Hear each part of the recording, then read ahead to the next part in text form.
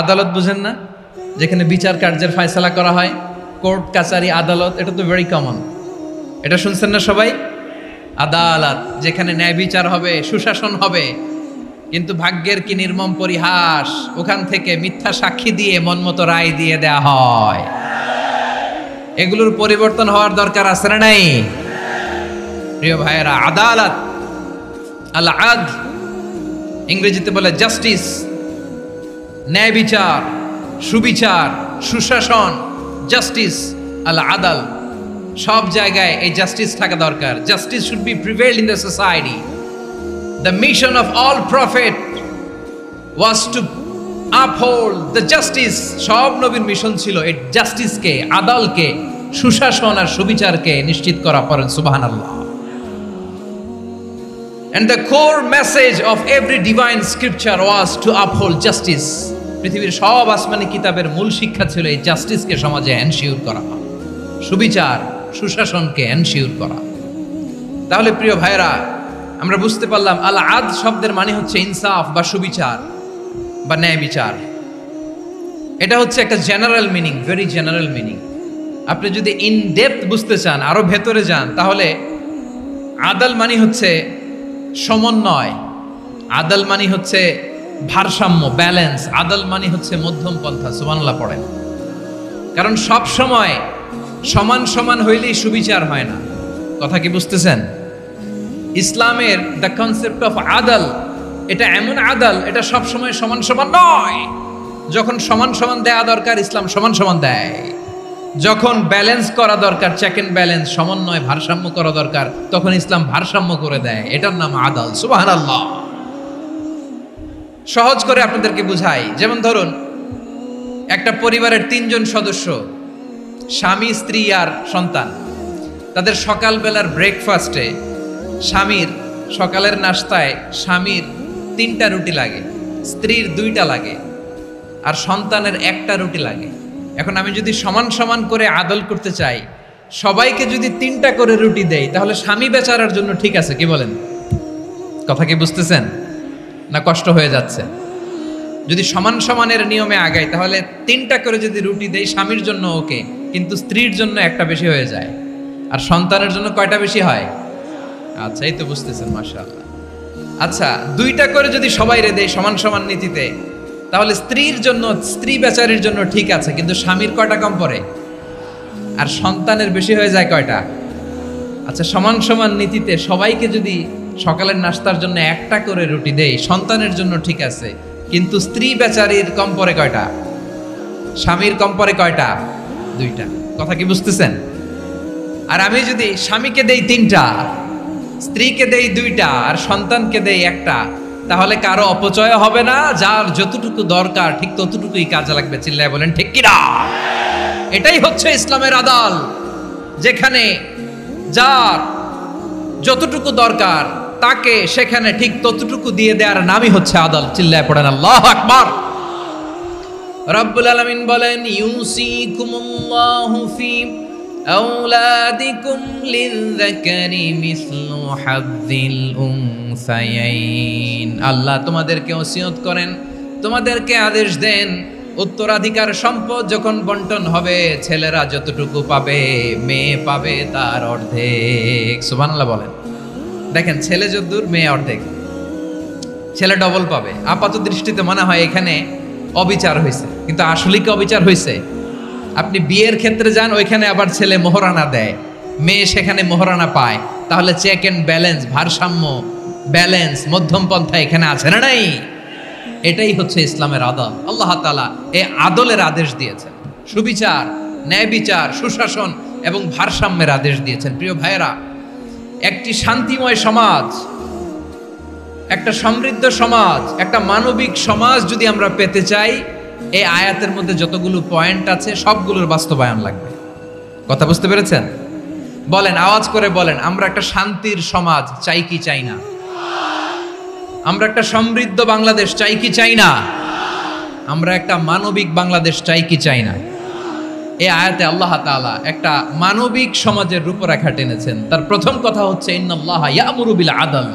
আল্লাহ তাআলা তোমাদেরকে আদলের নির্দেশনা দেয়, সুবিচার সুশাসনের নির্দেশনা দেয়। যে সমাজে আদল থাকে না সে সমাজে জুলুম মানুষের ঘাড়ে চেপে বসে।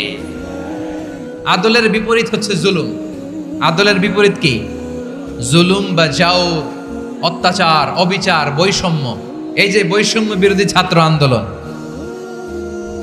কেমন পড়ছে? এই যে একজন সমন্বয়ক তো দেখা করলো আমার সাথে। জুলুম মানে হচ্ছে বৈষম্য। বৈষম্যের স্থান ইসলামে নাই, অবিচারের স্থান ইসলামে নাই, জুলুমের স্থান ইসলামে নাই। আল্লাহ তাআলা বলেন যে আমি জুলুমকে নিজের জন্য হারাম করেছি এবং তোমাদের জন্য হারাম করেছি।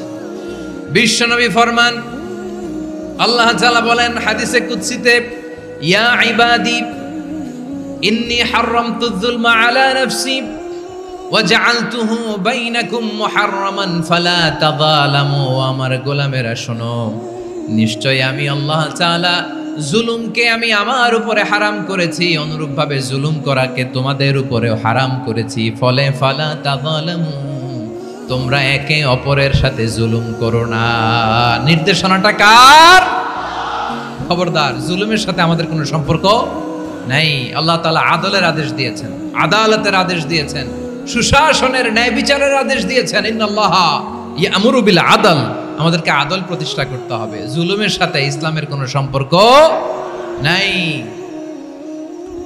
আল্লাহ তাআলা জালিমদের জন্য কঠিন শাস্তি প্রস্তুত করে রেখেছেন। যারা এই আদলকে ভুলন্ঠিত, কখন রাত কিচ্ছু জানে না, কখন দিন কখন রাত কিছু জানে না, বছরের পর বছর কেটে গিয়েছে। এক্সট্রা জুডিশিয়াল কিলিং এর কোনো হিসাব নাই, বিচার বহির্ভূত হত্যা, এনফোর্স ডিসঅ্যাপিয়ারেন্স, গুম, যেটা সবচাইতে বড় মানবতা বিরোধী অপরাধ। কত মানুষ যে গুম হয়েছে তার কোনো ইয়ত্তা নাই। যেই ফ্যামিলির সদস্য গুম হয়েছে তারা কি ওই লোকটার জন্য মাগফিরাতের দোয়া করবে নাকি সুস্বাস্থ্যের দোয়া করবে তারা নিজেরাও জানতো না, কারণ জানে না ও বেঁচে আছে না মরে গেছে। আহা, বিডিআর নওজোয়ানদের যারা ছাড়া পেল দেখলাম, বিনা অপরাধে, কোনো অন্যায় ছাড়া, অপরাধ ছাড়া তাদের জীবন থেকে, তাদের তারুণ্যের, তাদের যৌবনের 15 বছর, 16 বছর, 17 বছর নাই। 6 মাস বয়সের ছোট বাচ্চাকে রেখে জেলে গেছে। 6 মাসের মেয়ে বেরোয় দেখে মেয়ের বয়স 17 বছর। মেয়ে বাবারে চিনে না, বাবা মেয়েরে চিনে না। মেয়েকে এখন বিয়ে দিয়ে আরেক ছেলের হাতে তুলে দিবে। মেয়ের শৈশব বাবা দেখে নাই, মেয়ের কৈশোর বাবা দেখে নাই, মেয়ের তারুণ্য দেখে নাই। আরেক যুবককে দেখলাম 14 বছরের 14 দিনের সংসার, 2 সপ্তাহের সংসার শেষে জেলে গেছে। কত যুবকের যে স্ত্রী চলে গিয়েছে ফ্যামিলি ছেড়ে, কারণ জানে না তো কবে আসবে, কি হবে, কেউ জানতো না। দাম্পত্য জীবনের মাত্র 14 দিনের স্মৃতি, এই স্মৃতিকে আঁকড়ে ধরে এক বোন 16টা বছর, 17টা বছর কাটিয়ে দিয়েছে। আমি নিউজটা দেখে ভাবলাম আমার এই বোনের প্রতিটি দিন কিভাবে কেটেছে, প্রতিটি রাত কিভাবে কেটেছে, প্রতিটি ক্ষণ কিভাবে কেটেছে। বিশ্বনবী বলেছেন, ইত্তাকি দাওয়াতাল মাজলুম ফাইন্না লাইসা বাইনাহু ওয়া বাইনাল্লাহি হিজাব। মাজলুমের কান্নাকে ভয় করো, কারণ মাজলুমের কান্না আর আল্লাহর মাঝে কোনো পর্দা থাকে না। আমরা আর এরকম কোন জুলুম বাংলাদেশে দেখতে চাই না। জোরে বলেন ঠিক কিনা? আর কেউ নতুন করে জালিম হোক আপনারা চান? আবার নতুন করে কেউ ফ্যাসিস্ট হোক আপনারা চান? এক দল আরেক দলকে নিশ্চিহ্ন করার রাজনীতিতে মেতে উঠুক এটা আপনারা চান? আমরা বাংলাদেশকে আদল দিয়ে সাজাতে চাই। আমরা এই 56,000 বর্গ মাইলের প্রতিটা ইঞ্চি মাটিকে কোরআনের আইন দিয়ে সাজাতে চাই। রাজি আছেন আপনারা? কারা কারা রাজি দেখান হাত তুলে আল্লাহকে।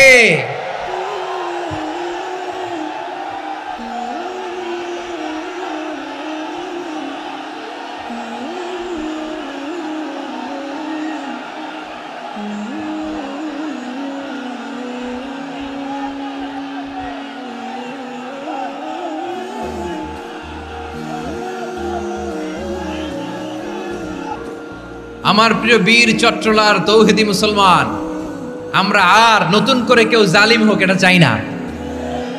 নতুন করে আবার কেউ ফ্যাসিস্ট হোক আমরা চাই না। এক দল আরেক দলকে নিশ্চিহ্ন করার রাজনীতি করুক আমরা চাই না। আমরা সুশাসনের বাংলাদেশ চাই, আমরা মানবিক বাংলাদেশ চাই, আমরা একটা সমৃদ্ধ বাংলাদেশ চাই, আমরা বিশ্বের বুকে সম্মান নিয়ে মাথা উঁচু করে দাঁড়াতে চাই, ঠিক কিনা বলেন?